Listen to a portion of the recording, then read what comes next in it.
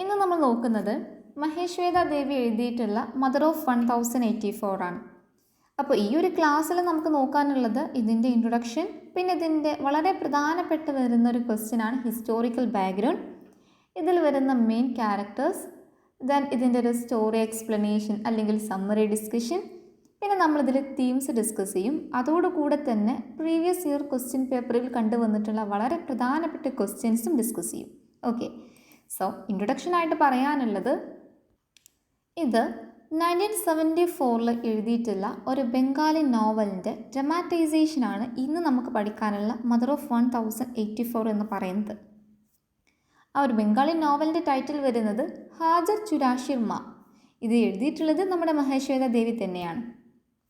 ഇതൊരു ഡ്രാമയിലോട്ട് വരുന്ന സമയത്ത് 3 ആക്ട് പ്ലേ ആയിട്ട് ഇത് മാറുന്നുണ്ട്. ഓക്കെ, സോ ഇത് ട്രാൻസ്ലേറ്റ് ചെയ്യുന്നത് സാമിക് ബന്ദ്യോപാധ്യായാണ്. ഇതിൻ്റെ സ്ട്രക്ചർ എന്ന് പറയുന്നത്, ഇതിൽ പ്രധാനപ്പെട്ട് വരുന്ന ഒരു കഥാപാത്രമാണ് സുജാത ചാറ്റർജി. ഇവരുടെ ഒരു ദിവസം, ഒരു സിംഗിൾ ഡേ അല്ലെങ്കിൽ 24 hours ആണ് ഈ ഒരു 3 ആക്ടിലൂടെ കവർ ചെയ്യുന്നത്. ഇതിൻ്റെ കോണ്ടെക്സ്റ്റ് എന്ന് പറയുന്നത് വളരെ പ്രധാനപ്പെട്ടതാണ്, അതായത് ഇതിൻ്റെ ഹിസ്റ്റോറിക്കൽ ബാക്ക്ഗ്രൗണ്ട് എന്ന് പറയുന്നത് set against the Naxalite revolution. ഏകദേശം ഒരു 1960s late and 1970s early ആയിട്ട് നടന്നിട്ടുള്ള നക്സലൈറ്റ് റിവല്യൂഷൻ ബേസ് ചെയ്തിട്ടാണ് ഈ ഒരു സ്റ്റോറി നടന്നിട്ടുള്ളത്.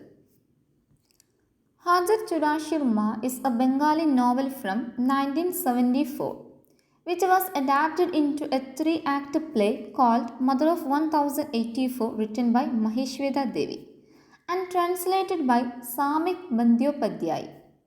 The story takes place during the Naxalite Revolution in India in the late 1960s to early 1970s. The play follows a single day in the life of Sujata Chatterjee, highlighting her emotional struggles and the effects of political turmoil on society. Okay, ഈ ഒരു chapter തുടങ്ങുന്നതിന് മുമ്പായിട്ട് ഞാൻ നിങ്ങളോടൊരു കാര്യം ചോദിക്കാം. ഈ ഒരു മദർഹുഡ് എന്നുള്ളൊരു കോൺസെപ്റ്റിനെ നിങ്ങൾ എങ്ങനെയാണ് ഡിസ്ക്രൈബ് ചെയ്യുക, അല്ലെങ്കിൽ നിങ്ങൾ എങ്ങനെയാണ് ഈ ഒരു ടേമിനെ ഡിഫൈൻ ചെയ്യുക? Through today's lesson we will delve into a story that examines the depths of a mother's love. Okay, നമ്മുടെ റോബർട്ട് ബ്രൗണിങ് മദർഹുഡ് എന്നുള്ളൊരു കോൺസെപ്റ്റിനെ കുറിച്ചിട്ട് എന്താ പറയുന്നത് നോക്കിയാലോ. Motherhood, all love begins and ends there. എല്ലാ സ്നേഹത്തിൻ്റെ തുടക്കവും സ്നേഹത്തിൻ്റെ അവസാനവും അവിടെയാണ്. ദെൻ നമുക്കിനി ഇതിൽ എഴുതിയിട്ടുള്ള നമ്മുടെ മഹേശ്വേത ദേവിയെ കുറിച്ചിട്ട് പറയാം. അവർ 1926 ജനിക്കുകയും 2016 പാസ്റ്റ് അവേ മരണപ്പെടുകയും ചെയ്യുന്നുണ്ട്. Indian Bengali writer and ആക്ടിവിസ്റ്റാണ്.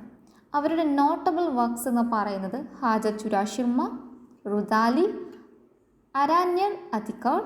Okay, so ഇവളുടെ ഒരു വർക്കുകളുടെ ഒരു ഹൈലൈറ്റ് എന്ന് പറയുന്നത്, her works highlight various social and political issues, shedding light on the struggles faced by marginalised communities in India and she focus on rights and empowerment of tribal communities in West Bengal, Bihar, Madhya Pradesh. Okay, so അവർക്ക് ഒരുപാട് awards കിട്ടിയിട്ടുണ്ട്. സാഹിത്യ academy award, Raman Magsaysay award, Padma Shri, Padma Vibhushan and also Jnanpith award in 1966 for this book. ഏത് book? നമ്മുടെ ഹാജർ ചുരാഷിർ മാ എന്ന ഈ ഒരു നോവലിനാണ് അവർക്ക് 1966 ജ്ഞാനപീഠ് അവാർഡ് ലഭിക്കുന്നത്. പിന്നെ പറയാനുള്ളത് പറഞ്ഞു കഴിഞ്ഞു, അതൊന്നുകൂടി ഞാൻ ഹൈലൈറ്റ് ചെയ്യാം. അവളുടെ വർക്കുകളിൽ മെയിൻ തീംസ് എന്ന് പറയുന്നത്, അല്ലെങ്കിൽ അവർ പ്രധാനമായിട്ടും ഫോക്കസ് ചെയ്തിരുന്നത് നമ്മുടെ ഇന്ത്യയിൽ മാർജിനലൈസ്ഡ് ആയിട്ട് വരുന്ന കമ്മ്യൂണിറ്റീസിനെ അവരനുഭവിക്കുന്ന സ്ട്രഗിൾസിനെയായിരുന്നു. ഓക്കെ, ട്രൈബൽ പീപ്പിളിന് വേണ്ടിയിട്ട്, അവരുടെ എംപവർമെൻറ്റിന് വേണ്ടിയിട്ട്, അവരുടെ ഒരു ശാക്തീകരണത്തിന് വേണ്ടിയിട്ട്, അവരുടെ റൈറ്റ്സ്, അവരുടെ അവകാശങ്ങൾക്ക് വേണ്ടിയിട്ട്, ഇതൊക്കെ ഫോക്കസ് ചെയ്തിട്ടായിരുന്നു അവരുടെ വർക്കുകൾ എഴുതിയിട്ടുണ്ടായിരുന്നത്. സോ നമുക്കിന്ന് പഠിക്കാനുള്ള വർക്കും മദർ ഓഫ് 1084 എന്ന് പറയുന്നതും ഇൻജസ്റ്റിസ് അനുഭവിക്കുന്ന ഒരു കൂട്ടം ആളുകൾ, ഒരു കൂട്ടം ഓർഡിനറി പീപ്പിൾ, സാധാരണക്കാർക്ക് വേണ്ടിയിട്ട് എഴുതിയത് തന്നെയാണ്. നമുക്കിനി ഇതിൻ്റെ ഹിസ്റ്റോറിക്കൽ സിഗ്നിഫിക്കൻസ് നോക്കാം. Historical significance of the Naxalite movement. So what is Naxalite movement? എന്താ നെക്സലൈറ്റ് എന്ന വേർഡ് കൊണ്ട് ഉദ്ദേശിക്കുന്നത്? Actually it is originated from communism. അതായത് നമ്മുടെ ഗവൺമെൻറ് അല്ലെങ്കിൽ പൊളിറ്റിക്കലി നല്ല പവറുള്ള ആളുകൾ ഇവർ ചെയ്യുന്ന തെറ്റുകൾ, ഇൻജസ്റ്റിസ് അല്ലെങ്കിൽ കറപ്ഷൻ ഈ ചെയ്യുന്ന സമയത്ത് അത് ആർക്കെതിരെയാകും? സാധാരണ ആയിട്ടുള്ള ഓർഡിനറി പീപ്പിളിനെതിരായിട്ടും. സോ അതിനെതിരെ ഈ ആളുകൾ, അതായത് ഓർഡിനറി പീപ്പിൾ പ്രവർത്തിക്കും. അതായത് ഈ ഒരു ഇൻജസ്റ്റിസിന് എതിരായിട്ട് അവർ പ്രൊട്ടസ്റ്റ് ചെയ്യും. അങ്ങനെയുള്ളവരാണ് നെക്സലൈറ്റ് എന്ന് പറയുന്നത്. അതായത് ആർക്കെതിരെ? ഗവൺമെൻറ്റിന് എതിരായിട്ട് ഇവർ പ്രൊട്ടസ്റ്റ് ചെയ്യും. ഓക്കെ, സോ ഇതാണ് നെക്സലൈറ്റ് മൂവ്മെൻറ്റ്. ഇവരുടെ ലക്ഷ്യം എന്താണെന്ന് വെച്ചാൽ, ആരാണോ ഹാർഡ് വർക്ക് ചെയ്യുന്നത് അവർക്കാണ് എന്ത് കിട്ടേണ്ടത്? നീതി കിട്ടേണ്ടത്, അല്ലെങ്കിൽ ലാൻഡ് കിട്ടേണ്ടത്. മറിച്ച് ഈ ലാൻഡ് ഓണേഴ്സ് അല്ലെങ്കിൽ മണി ലെൻഡേഴ്സ് ഇവരെന്താ ചെയ്യുന്നതെന്നറിയോ? ഈ പാവപ്പെട്ട ജനങ്ങളെ കൊണ്ട് എല്ലാം മുറിയെ പണിയെടുപ്പിക്കും. എന്നിട്ട് അവരെ നന്നായിട്ട് എക്സ്പ്ലോയിറ്റ് ചെയ്യും, അവരങ്ങോട്ട് ഒപ്രസ് ചെയ്യും. സോ അവരെന്താ ചെയ്യുന്നത്? ഇൻജസ്റ്റിസ് ചെയ്തുകൊണ്ടിരിക്കുകയാണ്. ഇവർക്കാണോ ലാൻഡ് കിട്ടേണ്ടത്? അല്ല. സോ ഞാൻ നിങ്ങളോട് ചോദിക്കട്ടെ, ഈ പറയുന്ന നെക്സലിസം എന്ന് പറയുന്നത് നിങ്ങൾ സപ്പോർട്ട് ചെയ്യോ ഇല്ലേ? ഇത് നല്ലതാണോ അതോ ബാഡാണോ? നമുക്ക് പറയാൻ പറ്റുന്നില്ല അല്ലേ? കാരണം ഗവൺമെൻറ്റിനെതിരെ ചെയ്യുക എന്ന് പറയുമ്പോൾ അത് സ്വാഭാവികമായിട്ടും അത് ഇല്ലീഗൽ ആക്ടിവിറ്റി ആയിട്ട് മാറുന്നുണ്ട്. എന്നാൽ അവർ എന്തിനു വേണ്ടിയിട്ടാണ് ഇത് ചെയ്യുന്നത്? അവർക്ക് നീതി കിട്ടുന്നതിന് വേണ്ടിയിട്ടാണ്. സോ നെക്സലിസം എന്ന് പറയുന്നത് ഇസ് എ കോംപ്ലക്സ് ടോപ്പിക്കാണ്. And it emerged as a radical movement in our India and primarily advocating for the rights of rural poor and addressing issues like land reform and social inequality. So നമുക്കൊരിക്കലും ഇതിനെ ഒറ്റയടിക്ക് ഇത് പാടില്ല, ഇല്ലീഗലാണെന്ന് പറഞ്ഞ് അവരെ അടിച്ചമർത്താൻ പറ്റുമോ? പക്ഷേ നമ്മുടെ ഇന്ത്യയിൽ 1970s തുടക്കത്തിൽ സംഭവിച്ചത് എന്താണെന്ന് നിങ്ങൾക്കറിയോ? ഏകദേശം 12,000 ആളുകളെയാണ് മരണപ്പെടുന്നത്. 12,000 പീപ്പിളാണ് പോലീസ് എൻകൗണ്ടറിൽ മരണപ്പെടുന്നത്. അവരെന്തിനു വേണ്ടിയിട്ട്? അവർക്ക് നീതി കിട്ടാൻ വേണ്ടിയിട്ട് അവർ ശബ്ദിച്ചു, അതിനു വേണ്ടിയിട്ട് അവർ പ്രൊട്ടസ്റ്റ് ചെയ്തു. പക്ഷെ അത് ആർക്കെതിരായിപ്പോയി? ഗവൺമെൻറ്റിന് എതിരായിട്ട് പോയി. സോ നെക്സലിസം എന്നുള്ളൊരു കോൺസെപ്റ്റിനെ നമുക്ക് സപ്പോർട്ട് ചെയ്തുകൊണ്ട് എങ്ങനെ പറയാം? Advocacy for the poor. ഇതിൻ്റെ എയിം എന്ന് പറയുന്നത് to give voice to marginalised communities and address systematic injustice faced by peasants and rural workers. അവർക്ക് വേണ്ടിയിട്ട് സംസാരിക്കാൻ ആരെങ്കിലും ഉണ്ടോ? ഇല്ല, അവർ മാത്രമേ ഉള്ളൂ. അവരുടെ ലക്ഷ്യം എന്ന് പറയുന്നത് ഇവരെ പോലെയുള്ള മാർജിനലൈസ്ഡ് ആയിട്ടുള്ള കമ്മ്യൂണിറ്റീസ് അവരെ ഫേസ് ചെയ്യുന്ന ഇൻജസ്റ്റിസിന് എതിരായിട്ട് പോരാടാം. അവർക്കൊരു വോയിസ്, അത് മാത്രമായിരുന്നു അവരുടെ ലക്ഷ്യം. പിന്നെ ഒരു സോഷ്യൽ ചേഞ്ചിന് വേണ്ടിയിട്ട്. ഓക്കെ, അതായത് Naxalism seeks to challenge entrenched power structures and promote social equality. വളരെ പവറായിട്ട് നിൽക്കുന്ന ആളുകൾ, അതായത് ഗവൺമെൻറ്റിനെതിരായിട്ട്, അതായത് പവറിനെതിരായിട്ട് സംസാരിച്ചിട്ട് അവർ സോഷ്യൽ ഇക്വാലിറ്റിയാണ് പ്രൊമോട്ട് ചെയ്യുന്നത്. അത് നമുക്ക് വേണ്ടെന്ന് വെക്കാൻ പറ്റുന്ന കാര്യമാണോ? അത് നമുക്ക് വേണ്ടേ? യെസ്. എന്നാൽ നെക്സലിസം എന്നുള്ളൊരു കോൺസെപ്റ്റിന് എതിരായിട്ടുള്ള ആർഗ്യുമെൻറ്റ്സ് നോക്കാം. ക്രിറ്റിക്സ് എല്ലാം പറയുന്നത് ഈ നെക്സലൈറ്റ്സ് എപ്പോഴും ഒരു വയലൻറ്റ് മെത്തേഡാണ് യൂസ് ചെയ്യുക. ഇത് സ്വാഭാവികമായിട്ടും ഒരുപാട് ഇന്നസെൻറ്റ് ആളുകളുടെ അവരുടെ ജീവിതം തന്നെ നഷ്ടപ്പെട്ടേക്കാം. അതുമാത്രമല്ല, ഈ ഒരു മൂവ്മെൻറ്റ് കോൺട്രിബ്യൂട്ട് ചെയ്യുന്നത് ഒരു ഓൺഗോയിങ് കോൺഫ്ലിക്റ്റിനെയാണ്. അതുകൂടാതെ സർട്ടൺ റീജിയൻസിൽ വരുന്ന ഒരു ഇൻസ്റ്റബിലിറ്റി, അതുപോലെ ഇതിൻ്റെ ഡെവലപ്മെൻറ്റ് എല്ലാം എഫക്റ്റ് ചെയ്യും. സോ ഇങ്ങനെ വരുമ്പോൾ നമുക്കൊരു കൺക്ലൂഡിങ് പോയിൻ്റ് ആയിട്ട് നമുക്ക് എന്ത് പറയാം? Whether Naxalism is viewed as good or not, it depends on individual perspectives on justice, governance and the means of achieving social changes. നിങ്ങളുടെ അഭിപ്രായമാണ് നിങ്ങൾ എഴുതേണ്ടത്, നിങ്ങൾ മനസ്സിലാക്കേണ്ടത്. So it is essential to consider the historical and socio-political context when forming an opinion on the movement. ഒരു മൂവ്മെൻറ്റിനെ കുറിച്ചിട്ട് നിങ്ങളുടെ അഭിപ്രായം നിങ്ങൾ പറയുന്നതിന് മുമ്പായിട്ട് ആ ഒരു ഹിസ്റ്റോറിക്കൽ സോഷ്യോ പൊളിറ്റിക്കൽ കോണ്ടെക്സ്റ്റിനെ കുറിച്ചിട്ട് നമ്മൾ മനസ്സിലാക്കിയിരിക്കണം. ഓക്കെ, സോ അതിനുശേഷം മാത്രമേ നമുക്കൊരു നെക്സലിസം നല്ലതാണോ അതോ ബാഡാണോ എന്ന് നമുക്ക് പറയാൻ പറ്റുള്ളൂ.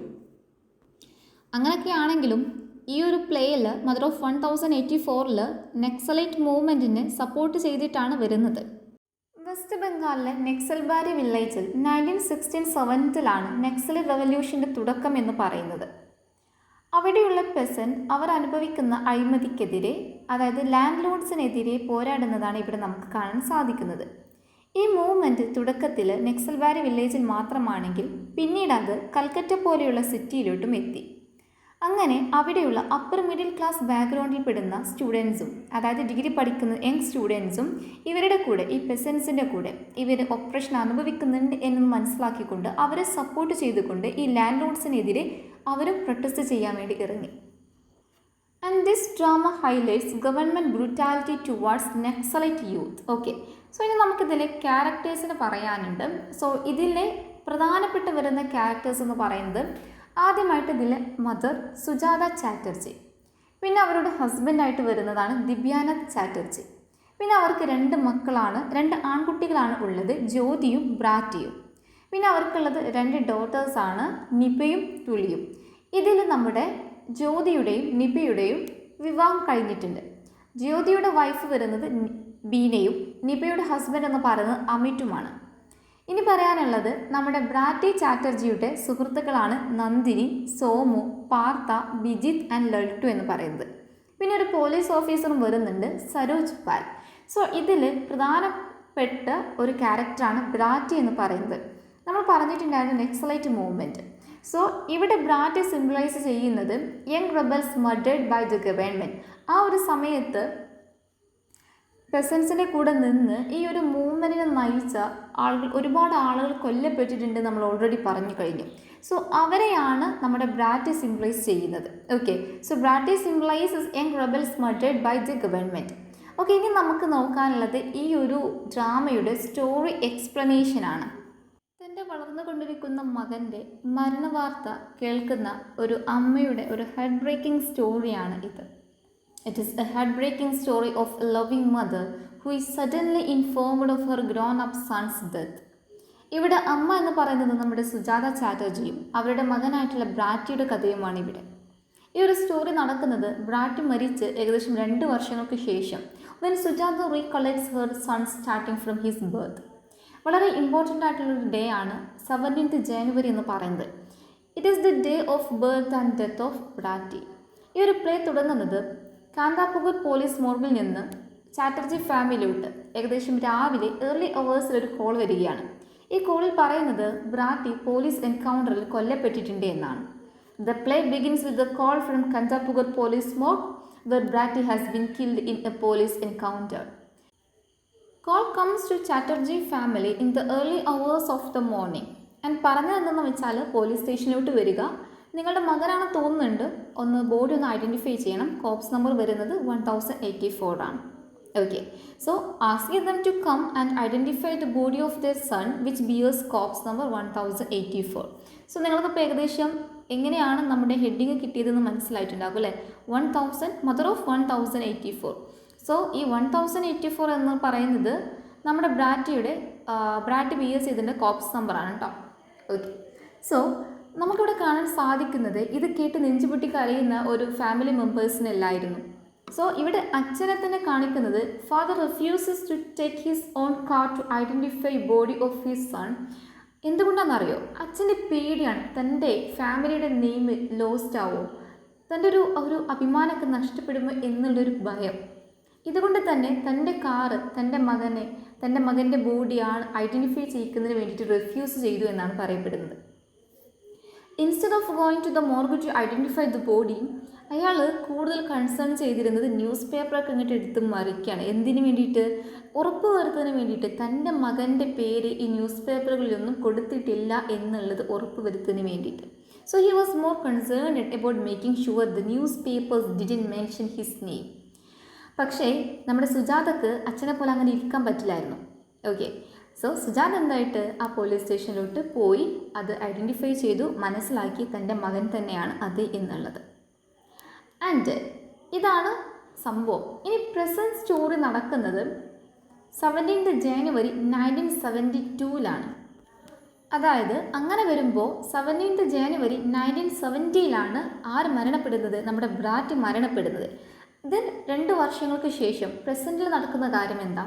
2 years later, the same day when Bratty gets killed, his father arranges Tuli's engagement ceremony. നിങ്ങളൊന്ന് നോക്കിക്കേ, തൻ്റെ മകൻ മരണപ്പെട്ട അതേ ദിവസം തൻ്റെ അച്ഛൻ തൻ്റെ മറ്റൊരു മകളുടെ എൻഗേജ്മെൻറ്റ് പാർട്ടി നടത്തുകയാണ്. എന്താ നമുക്കിവിടെ മനസ്സിലാക്കാൻ സാധിക്കുന്നത്? Yes, So there is an undercurrent of forgetfulness in the nature of the father and other family members towards Bratty, whereas the mother is deeply haunted by her son's memory. ഇവിടെ നമുക്ക് കാണാൻ സാധിക്കുന്നത് അച്ഛനടക്കം മറ്റുള്ള ഫാമിലി മെമ്പേഴ്സ് എല്ലാം ഈ ഒരു ബ്രാറ്റി ഇങ്ങനൊരു member തൻ്റെ ഫാമിലിയിൽ ഉണ്ടായിരുന്നു, തനിക്ക് ഇങ്ങനെ ഒരു സിബ്ലിംഗ് ഉണ്ടായിരുന്നു എന്നുള്ളത് അപ്പാടെ മറന്നു കഴിഞ്ഞിട്ടുണ്ട്. ഓക്കെ, പക്ഷേ ഇവിടെ നമുക്ക് കാണാൻ സാധിക്കുന്നത് സുജാത എന്ന അമ്മയാണ്. എന്നാൽ സുജാത ഇപ്പോഴും തൻ്റെ മകൻ മരണപ്പെട്ടു എന്നുള്ളത് വിശ്വസിക്കാൻ പറ്റുന്നതിനപ്പുറത്തേക്കുള്ളൊരു സങ്കടത്തിൽ നിൽക്കുകയാണ്. And Sujata would have preferred to have the party on a different day. നമ്മുടെ സുജാത പറഞ്ഞു നോക്കി ആ ഒരു പാർട്ടി അന്നത്തെ ദിവസം വെക്കേണ്ട, വേറൊരു ദിവസം വെക്കാലോ എന്നുള്ള രീതിയിലൊക്കെ. പക്ഷേ ആരും അത് അവരോട് ചോദിക്കുക അല്ലെങ്കിൽ അവരുടെ ഒരു അഭിപ്രായം അവിടെ കിട്ടില്ല. സോ ദാറ്റ് ഇവിടെ നമുക്ക് കാണാൻ സാധിക്കുന്നത് ഇവരുടെ ഒരു family doesn't have much respect for her. ഒരു വൈഫിന് കൊടുക്കേണ്ട സ്ഥാനം അല്ലെങ്കിൽ ഒരു അമ്മക്ക് കൊടുക്കേണ്ട ഒരു സ്ഥാനം ആ വീട്ടിൽ ഇല്ലായിരുന്നു എന്നുള്ളതാണ് നമുക്കിവിടെ കാണാൻ സാധിക്കുന്നത്. ഓക്കെ, അപ്പോൾ അതിന് തെളിവായിട്ട് വരുന്ന ഒരു കോട്ട് ഇവിടെ ഉണ്ട് കേട്ടോ, ഒരു സ്റ്റേറ്റ്മെൻ്റ് ഉണ്ട് from drama. Sujatha is ignored in her own family. ആ ഒരു പോയിൻ്റാണ് ഇവിടെ വരുന്നത്.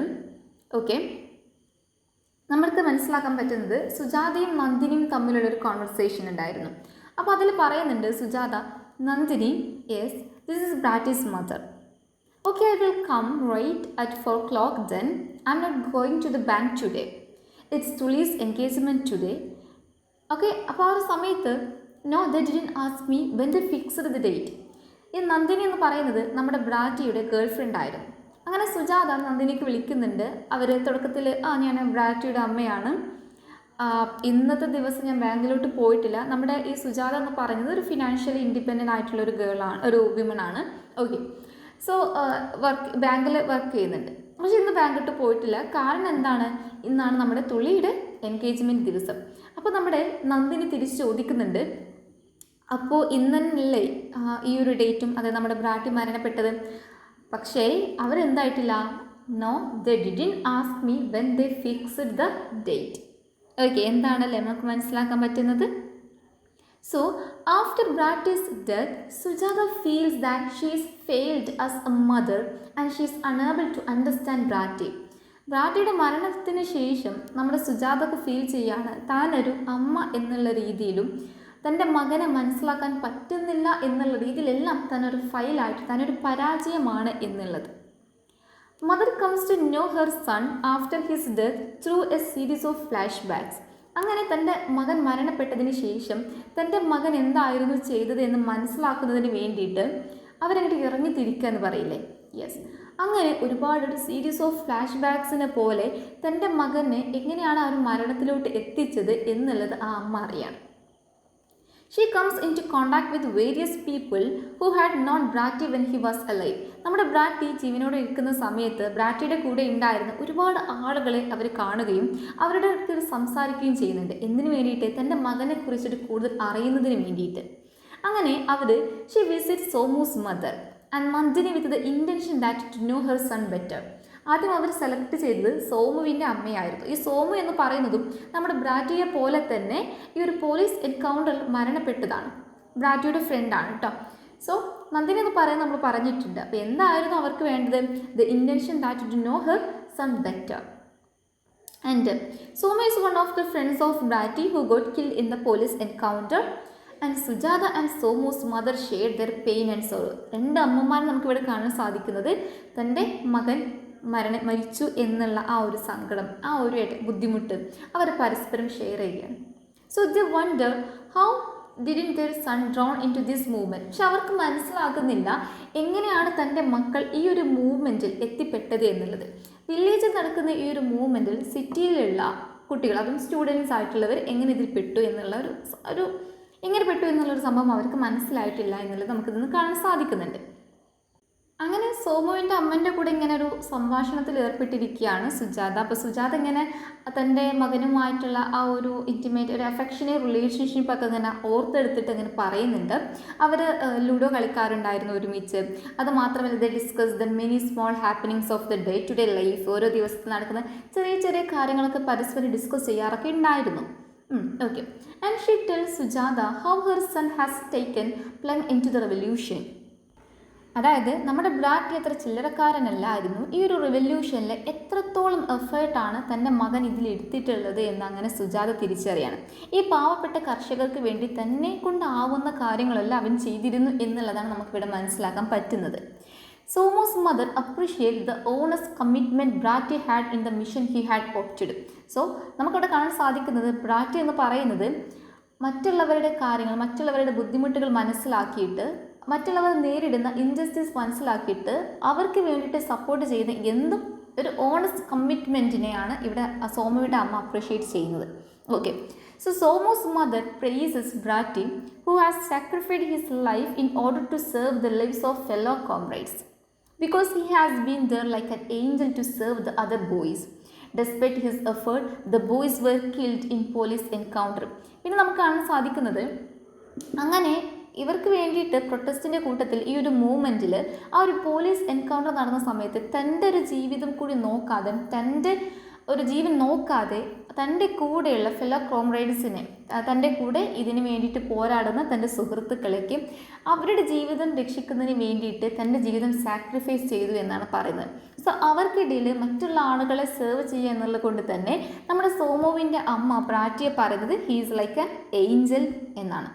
ഓക്കെ, പക്ഷെ എന്നിരുന്നാലും അവൻ്റെ എഫേർട്ടൊന്നും നോക്കാൻ പറ്റില്ല. അവർ എന്താണ് മരണപ്പെടുകയാണ് നമുക്കിവിടെ കാണാൻ സാധിക്കുന്നത്. സോമുവിനൊരു സിസ്റ്റർ ഉണ്ടായിരുന്നു. പക്ഷേ ഈ സിസ്റ്ററിന് നമ്മുടെ സോമുവിൻ്റെ അമ്മയും അതുപോലെ ബ്രാറ്റിയുടെ അമ്മയും പരസ്പരം സംസാരിക്കുന്നതോ അവരുടെ വീട്ടിലോട്ട് സുജാത വരുന്നതൊന്നും ഇഷ്ടമല്ലായിരുന്നു. കാരണം എന്തെന്ന് വെച്ചാൽ സോമുവിൻ്റെ ഫാമിലി എന്ന് പറയുന്നത് കുറച്ചൊരു ലോവർ ക്ലാസ്സിൽ വരുന്നവരായിരുന്നു. എന്നാൽ നമ്മുടെ സുജാതയുടെ എന്ന് പറയുന്നത് അത്യാവശ്യം ഒരു അപ്പർ മിഡിൽ ക്ലാസ് ഫാമിലി ആയിരുന്നു. ഓക്കെ, സോ അതുകൊണ്ട് തന്നെ ആ ഒരു കൈൻഡ് ഓഫ് രീതി നമുക്കിവിടെ കാണാൻ സാധിക്കുന്നുണ്ട്. ഇനി നമ്മൾ നന്ദിനിയെ കുറിച്ചിട്ട് പറഞ്ഞിട്ടുണ്ടായിരുന്നു. Okay, so she is released from the imprisonment on parole for medical treatment due to brutal interrogation of the police. She tells Sujata more about her son's involvement in Naxalite movement and all the events leading up to Brati's betrayal and murder. Okay, അപ്പോൾ ബ്രാറ്റിയെ മറ്റുള്ള fellow കോംറേഡ്സിനെയും ആരോ ചതിച്ചതാണ്, അങ്ങനെയാണ് അവർ കൊല്ലപ്പെട്ടത് എന്നുള്ള കാര്യങ്ങളൊക്കെ നമ്മുടെ നന്ദിനി നമ്മുടെ സുജാതക്ക് പറഞ്ഞു കൊടുക്കുന്നുണ്ട്. ഇങ്ങോട്ട് നന്ദിനി എന്ന് പറയുന്നത്, നന്ദിനിയും ഈ ഒരു പോലീസ് എൻകൗണ്ടറിൽ ജയിലിലാക്കപ്പെട്ടിട്ടുണ്ടായിരുന്നു. അങ്ങനെ ആ ഒരു പോലീസ് ഇൻട്രോഗേഷനിലെ ചോദ്യം ചെയ്യലിൽ വളരെ ബ്രൂട്ടൽ ട്രീറ്റ്മെൻറ്റാണ് അവൾക്ക് കിട്ടിയിരുന്നത്. ഓക്കെ, അപ്പോൾ അതുകൊണ്ട് തന്നെ അവരിപ്പോൾ ഒരു പരോളിലാണ്, ആ ഒരു മെഡിക്കൽ ട്രീറ്റ്മെൻറ്റിന് വേണ്ടിയിട്ട്. ആ ഒരു സമയത്താണ് നമ്മുടെ നന്ദിനിയും നമ്മുടെ സുജാതയും കാണുന്നത്, സംസാരിക്കുന്നത്. So she is subjected to various physical and mental tortures even to the extent of sexual assault. അപ്പോൾ പല രീതിയിലുള്ള ടോർച്ചറുകളും ഇവരെ പോലെയുള്ളവർ അനുഭവിക്കുന്നുണ്ട്. അപ്പോൾ ഇവർ ഉദ്ദേശിക്കുന്നത് എന്തുകൊണ്ടും നല്ലത് എന്താണ്, മരണപ്പെടുന്നതാണ്, അല്ലെങ്കിൽ ഇങ്ങനെ വേദന ഇങ്ങനെ അനുഭവിക്കേണ്ടല്ലോ എന്നുള്ളതാണ് നമുക്കിവിടെ കാണാൻ സാധിക്കുന്നത്. ഫിസിക്കലായിട്ടുള്ള മെൻ്റലായിട്ടുള്ള ടോർച്ചേഴ്സാണ് ഈ ഒരു യങ് സ്റ്റുഡൻസ് അനുഭവിക്കുന്നത് എന്നുള്ളത്. Nandini uncovers this pain undergone when she had been kept in prison. അങ്ങനെ അവൾ ജയിലിലായിരിക്കുന്ന സമയത്ത് അവിടെയുള്ള പോലീസ് അവരെ എത്രത്തോളം ആണ് ഉപദ്രവിച്ചത് എന്നുള്ള കാര്യങ്ങളൊക്കെ പറഞ്ഞു കൊടുക്കുന്നുണ്ട്. നന്ദിനി ഒരു കോട്ട് പറഞ്ഞു തരാവേ. Takes off her glasses, tucks her eyes, puts her glass on a cane. And പറയാണ്, my right eye is blind from the gleam of thousands watts lamps. There is a little sight left in the left eye. അതായത് അത്രക്കും കണ്ണിൻ്റെ കാഴ്ചയ്ക്ക് പോയിട്ടുണ്ട് എന്നാണ് പറഞ്ഞു വരുന്നത്. So this she let Sujata to realise that it has been more tragic. നോക്കിക്കണേ, ഈ ഒരു കോട്ട് വളരെ ഇമ്പോർട്ടൻ്റ് ആണ്. അതായത് നമ്മുടെ സുജാതക്ക് മനസ്സിലായൊരു സംഭവമാണ് അത്, ഒരു ട്രാജിക് എന്ന പോലെ. Okay, for a living Nandini than for a dead Brati. അതായത് മരിച്ച ബ്രാറ്റിയേക്കാൾ, ജീവിച്ചിരിക്കുന്ന നന്ദിനേക്കാൾ എന്തുകൊണ്ടും നല്ലത് മരണപ്പെട്ട ബ്രാറ്റിയാണ് എന്നുള്ളതാണ്. Okay, so in the engagement ceremony of Tuli, while talking to Mrs. Kabedia, Dibyana Chatterjee accused Sujata for misleading their son, which has led him to become rebel. അങ്ങനെ അവസാനം കുറ്റമാർക്കായി നമ്മൾ പറഞ്ഞിട്ടുണ്ടായിരുന്നു, തുളിയുടെ എൻഗേജ്മെൻറ്റ് സെറമണിയാണല്ലേ. അപ്പോൾ ആ ഒരു സമയത്ത് മിസസ് കബേഡിയ അപ്പോൾ ഇവരോട് പറയാണ്, ഈ ഒരു വ്യക്തിയോട് പറയാണ്, ദിബ്യാന ചാറ്റർജി അച്ഛനായിട്ടുള്ള സുജാതയാണ് തൻ്റെ മകനെ ഇതിലോട്ട് ഈ ഒരു റബലിലോട്ട് നയിച്ചത് എന്ന്. കുറ്റമാർക്കായി അമ്മക്ക് തന്നെ ആയി. സോ നമുക്ക് ഇതാണ് ഇതിന്ന് വളരെ ഷോർട്ടായിട്ട് പറയാനുള്ളത്. ഞാൻ കൂടുതൽ എക്സ്പ്ലെയിൻ ചെയ്തുകൊണ്ടുള്ള നോട്ട്സൊക്കെ അപ്ലോഡ് ആക്കിയിട്ടുണ്ട് കേട്ടോ. അപ്പോൾ അതൊന്ന് വായിച്ച് നോക്കുക. പിന്നെ ഇതിൽ വരുന്ന മെയിൻ തീംസ് എന്ന് പറയുന്നത് എന്തൊക്കെയാണ്? Relationship of protest and youth, nationalism and sub nationalism, history and memory, search for identity, the lady who lid an ordinary life of A house, wife is turning into a great follower of her son's ideologies and thereby discover her own identity. അതായത് സാധാരണ ഒരു house വൈഫായിട്ട് വീട്ടിൽ ജീവിച്ചിരുന്ന ഒരു ordinary life നയിച്ചിരുന്ന ഒരു സ്ത്രീ പിന്നീട് തൻ്റെ മകൻ്റെ മരണശേഷം തൻ്റെ മകൻ മരണപ്പെടാനുള്ള കാരണം കണ്ടെത്തി തൻ്റെ മകൻ്റെ ഐഡിയോളജീസ് മനസ്സിലാക്കിയിട്ട് അങ്ങനെ തൻ്റെ ഓൺ ഐഡൻറ്റിറ്റി ഡിസ്കവർ ചെയ്യുന്ന ഒരു സ്ത്രീയാണ് നമുക്കിവിടെ കാണാൻ സാധിക്കുന്നത്. The death of her favorite son leads her to be stronger in her ideologies. അങ്ങനെ ആഫ്റ്റർ മരണപ്പെട്ടതിന് ശേഷം കുറച്ച് കാര്യങ്ങളൊക്കെ അവർ നേടിയെടുക്കുക, റിയലൈസ് ചെയ്യാണ്. So this lead her to gain the courage to go against political system and the feudalism which kill her son. So and the condition of women. So ഇവിടെ പറഞ്ഞു വരുന്നത് ഒരു പോയിന്റ് ഉണ്ട്. നമ്മുടെ തുളിയുടെ എൻഗേജ്മെൻറ്റ് ഡേൻ്റെ അന്ന് ഇവരുടെ അമ്മ സുജാത ഒരു വെള്ള സാരി ചുറ്റിയിട്ടാണ് ആ ഒരു സെറമണിയിൽ പങ്കെടുത്തത് എന്നുള്ളത്. അത് കാണിക്കുന്നത് അവളുടെ ഒരു പ്രൊട്ടസ്റ്റാണ്. ഓക്കെ, സോ അത്രക്കും സ്ട്രോങ് ആയിട്ട് അവൾ മാറിക്കഴിഞ്ഞു എന്നുള്ളതാണ് നമുക്കിവിടെ മനസ്സിലാക്കാൻ പറ്റുന്നത്. നമുക്ക് ഈ ഒരു ഡ്രാമ ഒരു സബാൾട്ടൻ റീഡിങ്ങിലൂടെ ഒന്ന് വായിച്ച് നോക്കാം. നമുക്ക് വായിക്കുമ്പോൾ തന്നെ അതിലെ പോയിൻറ്റ്സ് ഒക്കെ കിട്ടുന്നുണ്ട്. ഓക്കെ, ഇതിൻ്റെ ഡീറ്റെയിൽ ആയിട്ടുള്ള ഒരു എക്സ്പ്ലനേറ്ററി നോട്ട് നമ്മൾ ഓൾറെഡി PDF ആക്കിയിട്ട് അപ്ലോഡ് ആക്കിയിട്ടുണ്ട് കേട്ടോ. നോക്കാം. Context of the Naxalite movement നമുക്കറിയാം. സുജാതയുടെ ട്രാൻസ്ഫോർമേഷൻ നമ്മൾ പറഞ്ഞു കഴിഞ്ഞു. പിന്നെ ഇതിലൊരു സബാൾട്ടൻ എലമെൻറ്റ്സ് എന്ന് പറയുന്നത് നെക്സലൈറ്റ് ഐഡിയോളജിയെ തന്നെയാണ് ഇവിടെ എംഫസൈസ് ചെയ്യുന്നത്. അവിടെയുള്ള ട്രൈബൽ കമ്മ്യൂണിറ്റീസിൻ്റെ ഒരു എംപവർമെൻറ്റാണ്. പൊളിറ്റീഷ്യൻസൊക്കെ അല്ലെങ്കിൽ ഗവൺമെൻറ് പാവപ്പെട്ട, അതായത് ഡിസ്മാൻഡൽ ക്ലാസ്, റിലീജിയസ് ഇവരൊക്കെ എക്സ്പ്ലോർട്ട് ചെയ്യുന്നതാണ് നമുക്കിവിടെ കാണാൻ സാധിക്കുന്നത്. ഓക്കെ, പിന്നെ വരുന്നത് അതെ ഇതിൻ്റെ റിസൾട്ട് എന്ന് പറയുന്നത് ഒരു വയലൻറ്റ് കോൺഫ്ലിക്റ്റ് ആയിരുന്നു വിത്ത് ദ ഗവൺമെൻറ്. അങ്ങനെ ഒരുപാട് ആളുകൾ മരണപ്പെടുന്നുണ്ട്. ബ്രാറ്റി എന്ന് പറയുന്നത് നമുക്ക് ജസ്റ്റ് ഒരു ക്യാരക്ടറായിട്ട് കാണാൻ പറ്റുന്നില്ല. ബ്രാറ്റി എന്ന് പറയുന്നത് ജസ്റ്റ് വിക്റ്റിമാണ്. പക്ഷെ അവനെ പോലെയുള്ള ഒരുപാട് വിക്ടിംസിനെ നമുക്കിവിടെ കാണാൻ സാധിക്കുന്നത്. So his murder symbolises the broader operation faced by young rebels and he represents the struggle against the feudal system affecting tribal and peasant lives. കർഷകരായിട്ടുള്ള അല്ലെങ്കിൽ ട്രൈബലായിട്ടുള്ള റൂറൽ ഫാർമേഴ്സിൻ്റെ അവരുടെ ജീവിതമൊക്കെ എത്രത്തോളമാണ് ഈ ഒരു ഫ്യൂഡൽ സിസ്റ്റം കാരണമായിട്ട് അഫക്റ്റ് ചെയ്യുന്നത്.